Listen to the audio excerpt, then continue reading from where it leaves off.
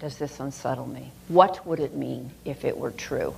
And there are two places where white people begin to get uncomfortable when I give a talk, whether you can consciously articulate it to yourself or not. The first place is how often I'm going to say the word white. So prepare yourself, about 100 times. And we're not used to being seen racially.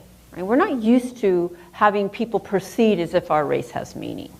And the second place where we can begin to get uncomfortable is that I am going to challenge the very precious ideology of individualism.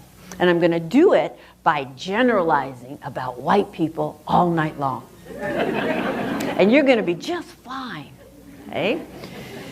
It is a very precious ideology. In general, I'm talking about the white collective, we don't like to be generalized about. And so, just so you know, if I thought it was racist to generalize about white people, I wouldn't do it, so you don't have to send that email.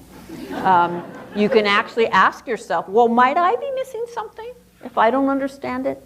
Right? Rather than she must be doing that wrong. Okay? Yes, we are individuals, of course. And I couldn't possibly hold every person's story in this room, even if I wanted to. We are also members of a social group.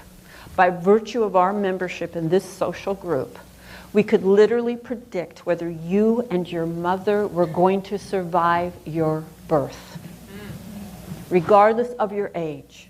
We can predict how long you're going to live because you're a member of this social group. There's a collective experience to being white. There are shared messages. We are all swimming in the same water, right? And just like gender, the way you respond to gender socialization, your challenges to gender socialization, you may have them, there's variations, but nobody can avoid dealing with gender socialization and responding to it. It is the same with racial socialization, right? So every moment that you want to exempt yourself, try this. All right, she's saying most white people X. I was a Y. Okay, good for you. Okay, you were a Y. Most are X. How did Y set you up into the racial hierarchy you live in, swim in, grew up in, breathe in, right?